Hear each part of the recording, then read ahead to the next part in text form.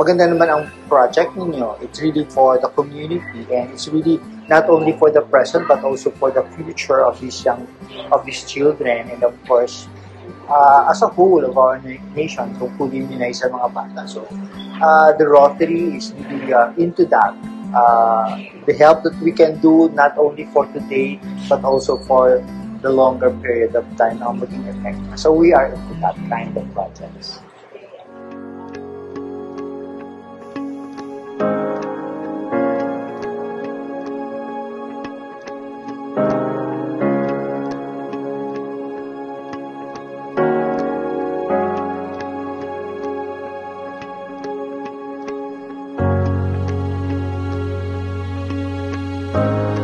Student Doctor ikan sa Ateneo de Zamboanga, School of Medicine.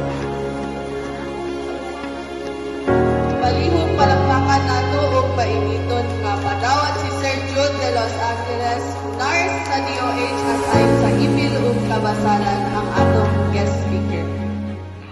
So ito yung ginagawa natin ngayon na pag-ito health teaching para sa community, para ma-educate natin sila, kasi especially sa mga buntis tsaka sa mga bata, importante yung may idea sila at alam nila kung ano yung magiging benefits ng facility-based delivery tsaka immunization.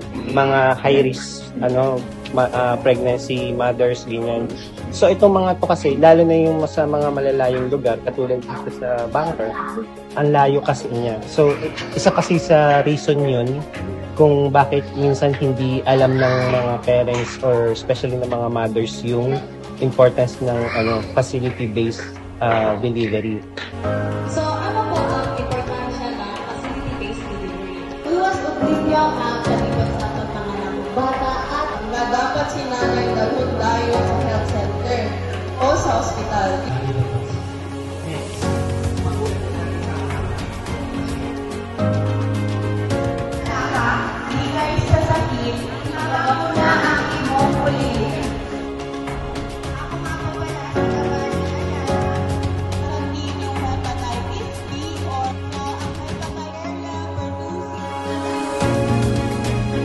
Diri, makita ninyo ang mga ngalan ng vaccine para unsa ni ang vaccine. Iko-connect lang ninyo kung unsa ang mga sakit na matungnan ng mga bakuna.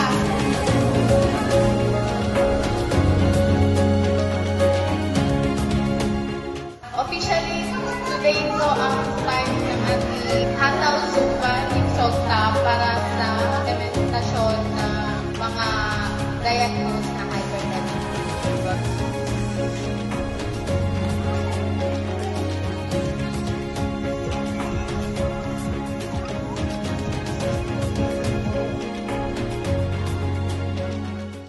Mas importante ginasan.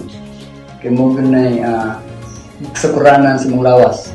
Ang tambukan, yung kabalo kung sasakit sa imong niwang ka rin, nakalit. Imagine mo, at least imagine sa high blood. Hindi ka mong sige ka pag-BP o kabalo, kawatan na, dali ito mamatay, hindi ka. Kung sa'y kamatyan, wat kabalo high blood na So, importante yun siya na kinala mag-BP, o maintenance kung high blood ka, kung nakasakit sa baka, mag-maintenance mo.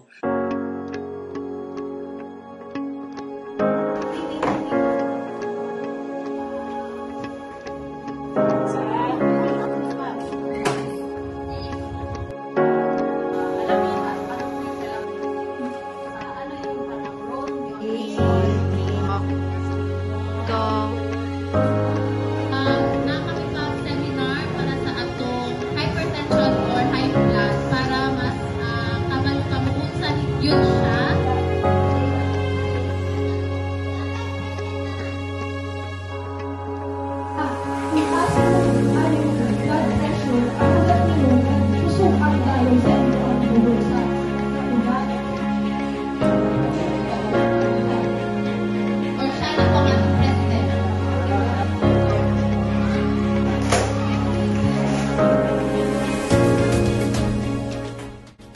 When I was a student, I was actually a scholar.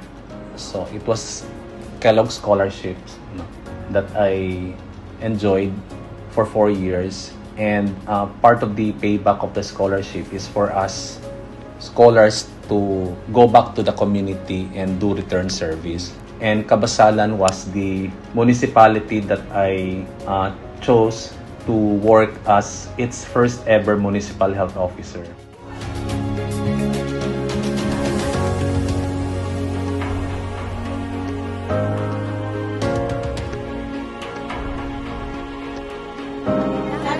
Salamat, Rotary Club of Kikil, Simulana.